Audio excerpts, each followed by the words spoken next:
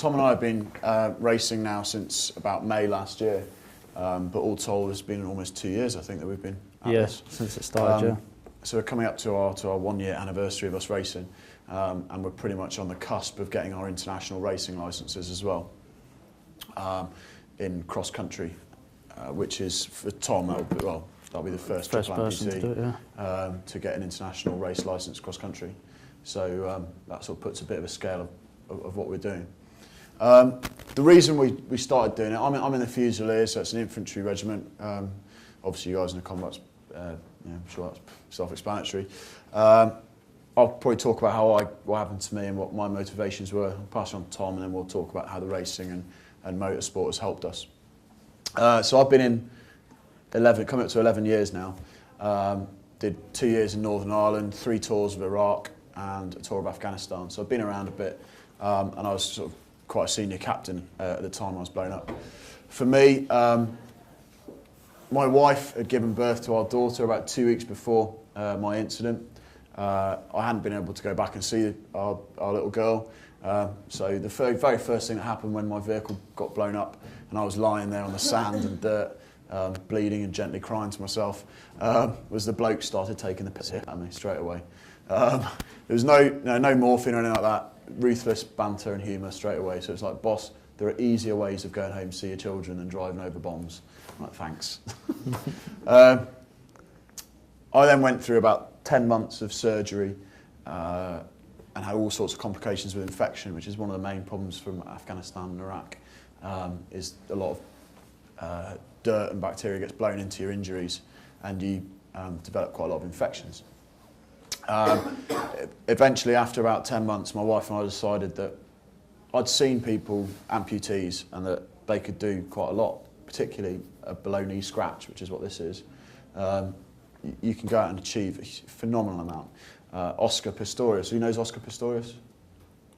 He's a South African fellow who's running the Olympics this year. He's a double below-knee amputee, has been since birth, pretty much. And he's actually competing with able-bodied athletes. So that's the sort of level of how good technology's got and stuff like that. So we made the decision to chop off my leg. And frankly, it was the best decision I made during that whole process. It's allowed me to move on and go and do more and more things. For instance, like I was saying there, I went and climbed Pen y Fan. I always had delusions of wanting to join the SAS when I was serving. And that's one of the hills that you have to go and climb up and stuff like that when you're doing it. So I went and climbed it, and it was absolutely crap. Did it, but it was an agony on the way down. So that's when I started really properly concentrating, looking at motorsport, around about the same time as Tom did. Now for us, motorsport might not seem like an obvious kind of thing to go to, but actually there's a lot of teamwork in that, and from an environment where we'd both worked, that teamwork was absolutely key to helping us recover from our injuries, because we wanted to feel included, we wanted to compete again, and we wanted to challenge ourselves to say, yeah, okay, fine, this has happened to me, but with some help and not being too proud to ask for help, I can go and do this and achieve great things. So rather than look at track driving, which we thought looked a bit easy and a bit too cush, we looked at cross-country stuff because it was long distance, it's arduous. Quite often you're anywhere between 10 and 16 hours a day, you're in the car racing. So, to put it in scale, World Rally Championship. So those guys, phenomenally quick. Probably the maximum stage they do is a 30-mile stage. Some of the stages on the Dakar are over 250 kilometres. Some of them are 400k. So you're just driving and driving, and the concentration levels are phenomenal. So it was kind of important to us to go and show that we could do that and challenge the sort of conception, I think, sometimes that because of what's happened to you, you should withdraw or you should change yourself fundamentally. Whereas I think we'd both argue that we're still us. Just because physically there's less of us doesn't mean that we aren't the same.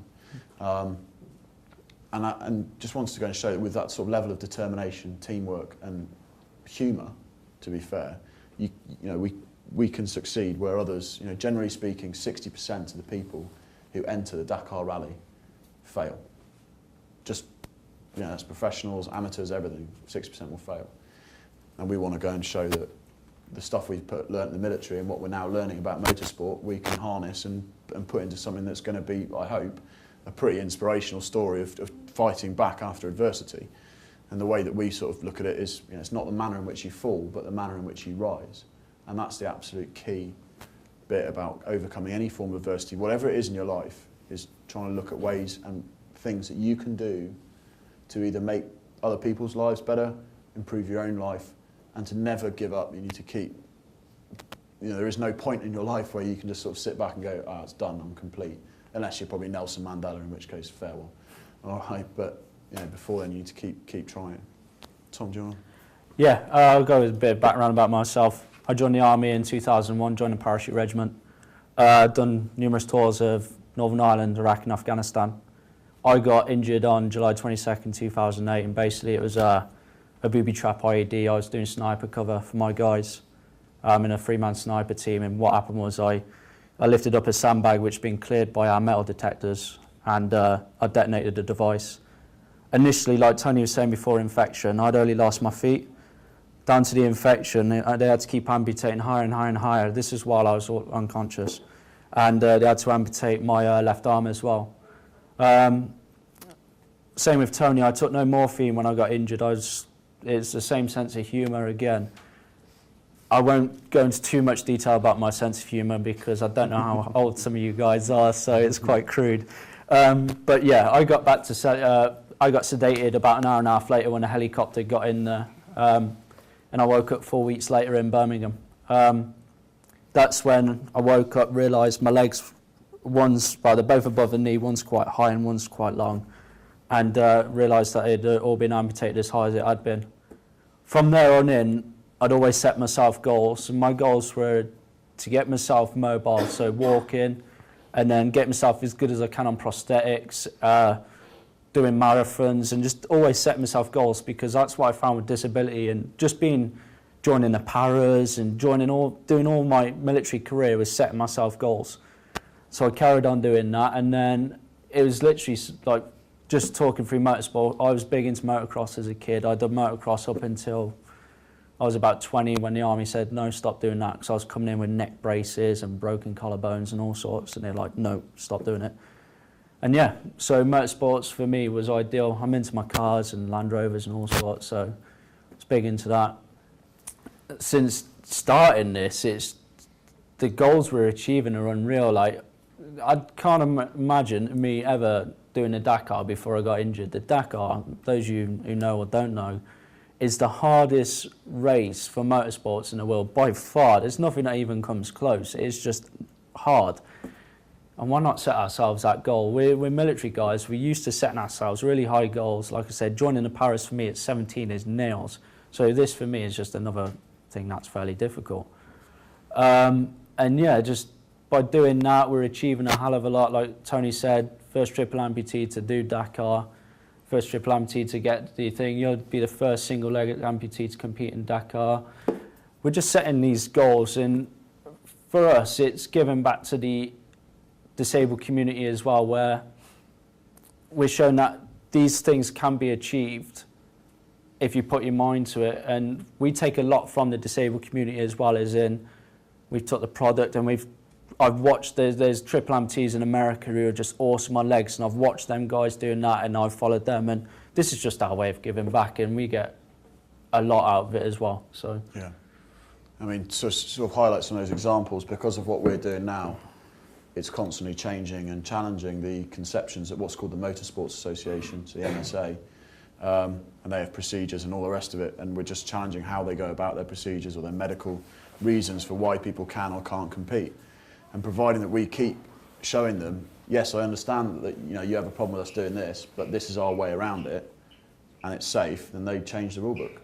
And that's got to be a good thing for everyone, is that you're just constantly sort of saying, yeah, let's think of ways we can improve and make it all better. Yeah, because we found as well with the, they won't let me and Tony race together because we're both disabled. Tony's as able as anyone in this classroom. He's just missing, it's a scratch. And when it comes down to it, getting in and out of a car, I can get in and out of a car quicker than anyone in this, well, I won't say quicker, but as quick as anyone in this classroom. So we just don't. We've challenged them about it. It's like, well, we can do as much as anyone else can do, and like I said, just pushing the boundaries. And as we pointed out as well to our personal accident insurers, if anything, our premiums should be less because there's a lot less of us to lose. So apparently it's not the same though. They don't work the same way. It's like getting my legs caught up in a footwell. Like if we have a front end crash, you guys are going to get your legs stuck. I can just push 2 buttons and I'm out of there. So theoretically, it's easier, isn't it? Go gadget legs. Exactly. Yeah, so that's sort of what we're doing. I hope that's given a bit of background to it. Behind the Race to Recovery concept, who saw Prince Harry walk to North Pole with some of the Wounded guys? Yeah? Right, a lot of those Wounded guys are our mates because they're blown up roughly the same time and stuff like that. So they did that, and then we set up these guys. There's just 4 injured servicemen and 2 able-bodied ex-servicemen to row the Atlantic, and again to be a sort of predominantly disabled crew, and prove that again it can be done, and that it's mind over matter essentially. So what you had was the 2 guys left and right in the bottom left picture. They're the able-bodied guys. And then from left to right, you've got Rory McKenzie, who's a very high amputee, South African guy, blown up in Iraq. He, during the row, had to stop for about 2 or 3 days just pulling bits of shrapnel out of his bottom, just because it happens with shrapnel, it keeps coming out over the course of your life, it just keeps coming out. So, for him it was great, because after he'd been rowing for a week, he managed to get rid of the shrapnel and he was in comfort for the rest of it, so technically it's part of his recovery. Neil, next to him, he lost 2 legs again in Iraq to a suicide bomber. He's an absolutely amazing man. Really is a cracking bloke. And he now works as a PE teacher down in Southampton sort of area. Next to him, you've got Will Dixon, who's a contemporary of mine. He's again a below-knee scratch. And then the tiny little Frodo Baggins type character. He is much smaller than he appears in that photo as well. He's absolutely tiny. Carl. He was hurt in an RPG, and he's got one leg a lot shorter than the other now. So they rowed the Atlantic. They spent 6 weeks rowing the Atlantic, and they were up in 3rd, 4th position. And then they had a massive problem when their desalinator, the thing that turns salt water into fresh water, failed. So then they were down to their rationed water, and they rationed it, kept rowing, rationed it, waiting for the emergency yacht to come in with more rations. But they were rowing so fast, the yacht couldn't catch up with them. So they had to start slowing down, put the sea anchor out, which is essentially like a parachute in the water, slows you down. So they put that out and stopped rowing. You can imagine you're sat in the middle of the ocean, just bobbing about, getting smashed by waves, because if you're not rowing, you're just dead in the water, and that's when the waves really hurt you. So the waves smashed the rudder. So right now they're in a pretty dark place, but because of all their sort of experiences and in the military and then their recovery and everything else like that, their sense of humour was still right up there throughout. They didn't, no one thought amongst that crew that they wouldn't finish. They got down to having 1 day of water left when the yacht reached them. That was all they had left. And anyway, the worst was still to come, because when they actually finally landed in Barbados, which everyone imagines has got to be a pretty cheap and economical way of rowing across the Atlantic, of getting across the Atlantic, they were confronted by Cliff Richards at the other end. So that was pretty terrifying, and most of them wanted to row back. So far the lads there have raised about £850,000 for charity, which is astonishing, and that's part of what we do as well, is raising money for Help for Heroes Tedworth House concept, which is going to be a sort of through-life capability for wounded soldiers. Right, so done the auto sports show and stuff like that in the live action arena. That was where Tom, the fireball thing in the bottom left, no one told us that was happening. So the first time we went over this jump, and suddenly there's 2 bursts of flame either side of me. Tom's got a flashback. Scared the crap out of me. It didn't mean I was in the audience. So the team now is probably between 12 or 15 people strong at the moment. Yeah. Potentially, if you get the right sponsors, it could go up to 30 people on this team. And you can see there the types of car. Looks a lot like a Defender, a Land Rover Defender. Who's interested in cars? No one. Where's the RLC guy? You're not interested in cars? Right, okay. It's got basically a V8, 4-litre V8 engine in it, which basically means that its top speed's quite low. It's about 120 miles an hour, but it can get there very quickly. and it doesn't stop. It just keeps flying. If you type into your phones or whatever, flying QT Wildcat, you can see Tom literally flying past another Taking car off. like that, with his back wheels in the air, recklessly. Well, this is that short bit of video.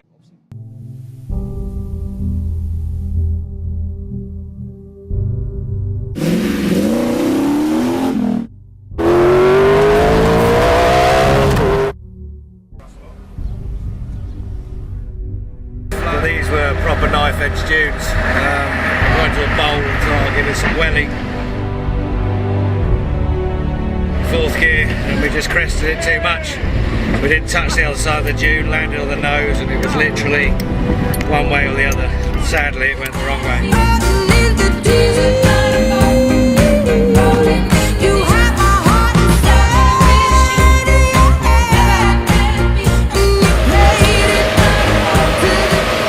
We're both fine, car's fine. Good job.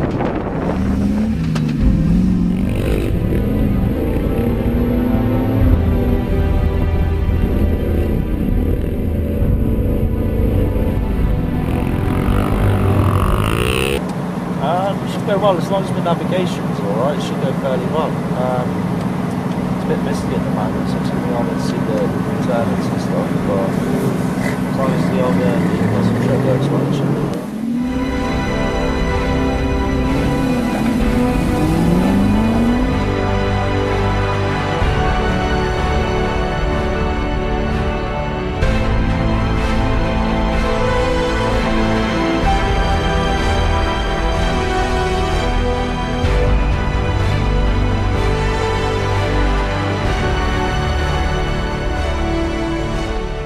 Like I say, everything we're building up to is the Dakar. Go and Google it when you get home. All right, just Google it or go on YouTube and type in Dakar Rally. All right. It's very difficult to understand the scale of what we're planning to do, but put it this way, anyone good on South American geography? Come on. Right, go on then, right, okay. Buenos Aires, which side of South America is Buenos Aires? What country is it in? Argentina, right. That's on the eastern side of South America. The Dakar goes all the way from the east to the western shore and then up the Andes to Peru. Next year, it's going to go from Peru down to Chile via Bolivia and Argentina, the Atacama Desert and the Andes again. You go from sea level to 4,000 metres and back down again. The drop from 4,000 metres to zero is about 1 day, I think. There you go. You're doing between 600 and 800 kilometres a day racing, and it just doesn't stop. You just keep going. 2 weeks, you just keep going, and you'd be amazed at the failure rate on it. And that's why we chose it, because if you can do that, then you can do anything. The dunes like that behind you, you see videos on YouTube of that, dunes like that with vehicles actually rolling, crashing down them. There's an American driver called Robbie Gordon, who I think, to put it mildly, is crazy. And he's got a Humvee, especially, it's not really a Humvee, it's anything but, to be honest. But there's a sand dune on the final, it's the final leg of one of the stages. And it's from the top of the sand dune to where the finish is at the bottom, it's about 1 mile. Mm. He did it in 12 seconds. Stupid quick cars. I just told you. So that gives you, to be honest, more often than not, he was flying, but 12 seconds. We're not going to be doing that sort of level because he is absolutely mental and quite rich and probably can afford to crash. Yeah. But you know, the object for us isn't about winning this event. It's about finishing it, and that in itself is you know, the real success of this. And I hope can show, you know, with people like, it's not just us out there. There's people like Nick Hamilton, Lewis Hamilton's brother. Anyone seen him when he's racing? You know, he's out there racing and stuff like that. We met a guy at Silverstone who's paraplegic, and he, you know, he's out there racing. And just open your eyes to the fact there's lots of opportunities out there for everyone, for people. It doesn't have to be motorsport, it can be anything, but lots of opportunities out there, and never being too proud to ask for help. It's my biggest bugbear. Too many people who just go, I don't want to ask for help. I don't want to be seen as a sign of weakness. It's not weakness, it's being sensible. Mm. And you can achieve a lot more and have a better quality of life by doing that. Yeah, we figured that out about ourselves, like working within our team. We're all different varieties of injuries and that, and we found out, like, if I don't need help, I won't ask for it. Like, if I fall over, just laugh at me. Who cares? Like, I'd laugh at someone if they fell over, so why not laugh at me if I fall over? It's quite amusing half the time, especially when I face plant and proper smash my head into the floor. Yeah, that's been quite good. That's a right quality crashes, haven't I? Yeah, oh yeah. But yeah, Mainly in cars. mainly car. Should we mention the car crashes? No, we're not going to mention car crashes, Tom. Tom's renowned for almost never finishing a race without crashing it. Yeah. 200 metres in Morocco, 200 metres from the end. We've raced 7 days, got through the desert, not a drama. 200 metres from the end, rolled my vehicle. So, still finished, but... Quality of the driver. Yeah. Right, so yeah, that's what we're about. And sideline to that, we're also raising money and raising awareness and doing days like today. But if you've got any questions, it can be about anything, military, if you want to ask anything about military life, it doesn't have to be about racing, it can be absolutely anything at all, and please feel free, because there's almost no question that we won't answer. Almost. I'd answer anything. Yeah, you probably would actually, yeah. So anyone? Go on, kick us off, yeah. How did you really feel like when you lost your limbs? Like when Do you want to start? The first thing that, like I said, the first thing that I was thinking about was me downstairs. And that's the first thing I checked, realised that was good to go. And then the second thing was driving my car, because I like my cars, and then realised, yeah, I'll be able to drive that. And then literally it was just like, it's not when you get injured, it's a little bit later on when you realise, like I said, I was a sniper in the paras, and then you're like, here's a job, you're behind a desk, and you're like, yeah, this ain't the same. Not whatsoever. And it's then when you start to realise, but you can sort of just go on a different track. Like, I'm going to get out of the army and be a school teacher. That's what I really want to do. And the army is going to pay for it. So I'm just going to take what I've learnt from the military and just transfer it into something else. And that's the way to do it. Mm. I mean, for me, don't get me wrong, I think everyone has their down days. Yeah. You'd be lying, if you said you don't. But the nice thing for us is there's always that. And I realise that this is something we're incredibly lucky to have in the military, but there's always that link to other people who've been injured. And you can always just pick up the phone and, the guys are good at taking the piss out of you and, ripping you and challenging you, telling you to keep trying harder and stuff like that. But you can also tell when someone's actually genuinely down and just wants to talk about it, or they might not want to talk about it, but they might just want to moan about it or something like that, and they just want someone to listen to them who kind of understands what they're going through. And that's what this has been quite useful for, is, people do have those days. And bear in mind as well, it's not just the physical, rather like all disabilities. The physical ones quite often are sometimes, not extreme cases, but quite often the simpler ones. And the mental health and also mental disabilities, they can be a lot more challenging. So for, predominantly in the military, you get guys with post-traumatic stress disorder from the stuff they've seen or been involved in and stuff like that. So that's always a challenge as well. Like Pav, our team manager. He's a big guy, stocky guy. He looks normal. It looks like nothing the matter with him whatsoever. What people don't realise, he's been smashed by a suicide bomber, and his back is messed up, isn't it? It's mashed. And that guy is constantly in pain. But if you would put him next to me, you'd think that I was worse off. No chance. He is massively worse off than me. And it's just, it's weird, isn't it, in a way? It's perspective, I suppose. And that's the thing as well, for us, we see so many of the guys, and I don't say this flippantly, but the guys who are locked in their bodies or whatever, just will never talk, do a lot of things that we take for granted. There's some absolutely atrocious injuries out there, and that's kind of a motivation to do what we do, because we want to help raise money to make their lives better. For it, they gave an awful lot for their country, and we want to give something back to, or let people give something back to them. Yeah. What was your wife's reaction when you told her what had happened? Do you know what? She laughed. Not joking. She laughed and opened a bottle of champagne. Might have been shock, but bear in mind she gave birth 2 weeks earlier. She was still in a bit of shock from that, probably. But to be fair, she's been incredible. The real damage, I suppose, that was done family-wise for me was my mum, because obviously for her, she given birth to someone who's fully able-bodied and off racing around the world doing stuff, and then that has just come crashing to a halt. It hasn't helped that my older brother's in the military and my little brother's in Afghanistan as we speak. That probably doesn't help things because she's now just worried about it all the time, and fair enough. But I couldn't have asked for a more supportive wife. I found mums have struggled more. And my mum struggled more than what I have. I had everything go wrong, like literally, obviously got blown up. My girlfriend was cheating on me when I was in hospital, like still cheating on me after I got injured. So I binned her off, I was with her for 6 years. And I had everything go wrong, but I took it as a new start. But my mum, she still struggles now because, like Tony's saying, you're sort of there, I'm a little boy. She remembers me when I was obviously that big, and You're still that big. yeah, theoretically. When I take my legs off, I'm still that big.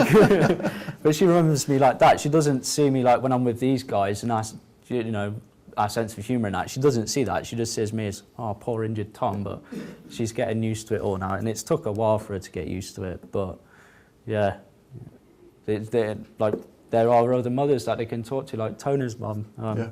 She's organised that. Ripple pump thing. Yeah. So all the mothers do chat to each other as well. So. Anyone else? I've got a question. Go on, How Zoe. do you both be a cope in society? Do you feel that people look at you differently because of your disability? I was on about that on the way down today. I struggle more now. Obviously, when I go into, it's just like little things like Tesco's and stuff like that. I get paranoid about people staring and stuff. I don't mind people staring as long as they come up and ask. I don't mind little kids whatsoever. Mummy, where's his legs gone? I'll just turn around and just go, just do something really mean and just proper scare the crap out of them. But yeah, I do get. I think more I get paranoid around my hometown because they saw me before, and now they see me now, and it's sort of. I was speaking to another triple amputee about it yesterday, and he has something similar, where it's around your hometown. You sort of struggle a little bit more, like I say, because you were there before, and I can't go clubbing anymore. I've tried to, but when I get wrecked on knees, I can't stand up for nothing, can I? So I can't. Literally legless. Can't really. I have to literally get carried, don't I? It's bad. But yeah, I think I do struggle more now, but I just got to live with that, I suppose. It's funny, I mean, it was weird. In France, I went on holiday to France after we cut it off, and really weird to try and explain why, but when they were looking at me, it felt different to the way people in this country look at you. It felt a lot more accusatory over there, perhaps. Over here, again, I have the same principle as Tom. I don't mind, people. I generally don't mind, really, to be honest. It doesn't fuss me in the slightest. It bothers, like I said, bothers my mum. She doesn't like me wearing shorts around her and stuff like that. So there's things you can get, like the sort of latex skin type stuff, and they take your hair off your head and they put that in there and they match up, your veins and everything like that. It's incredible. To the level where one of the Royal Marine guys had lost his arm in an RPG, and they used to take this fake arm, this latex arm, and put it under car tyres.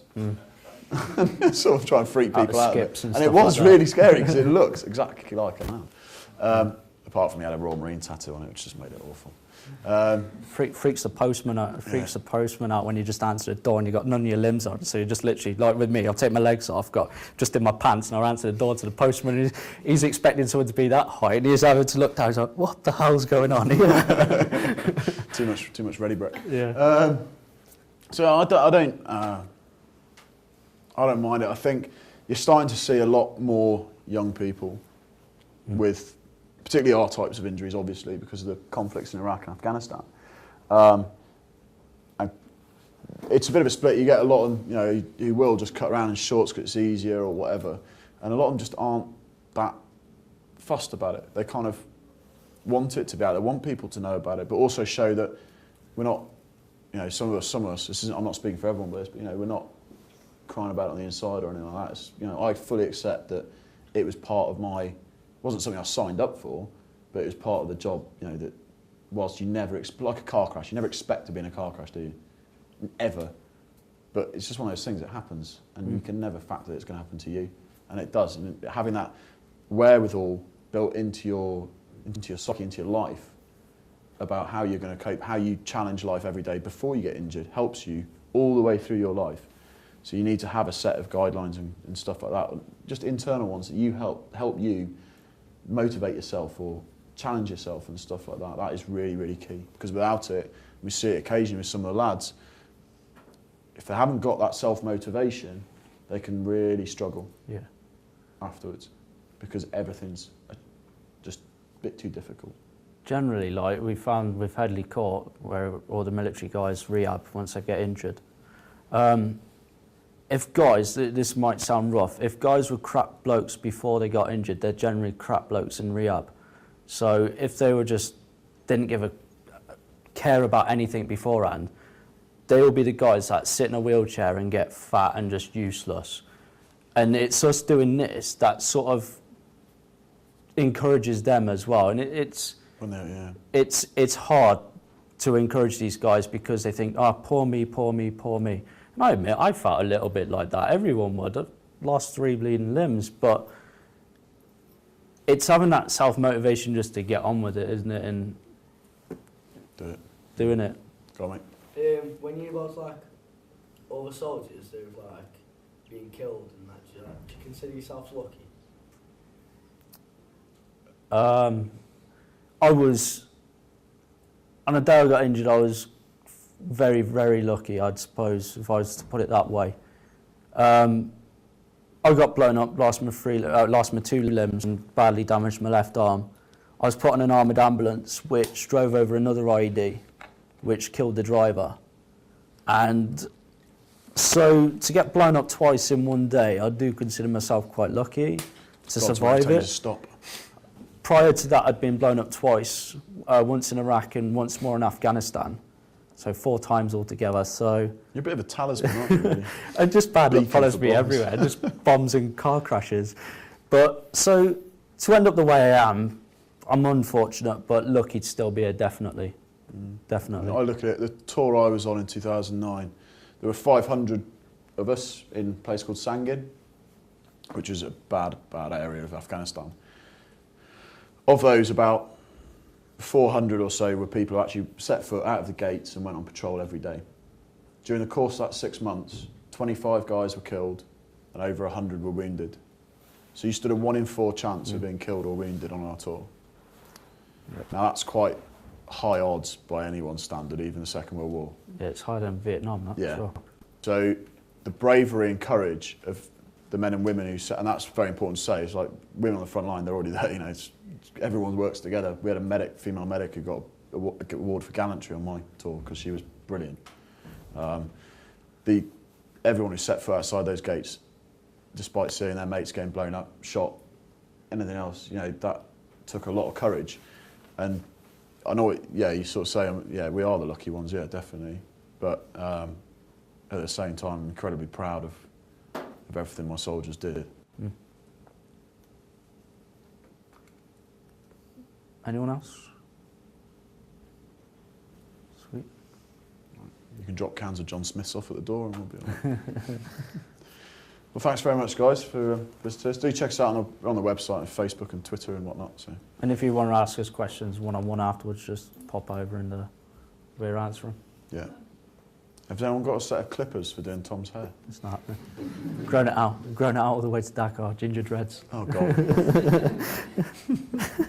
Right, well, thanks, guys.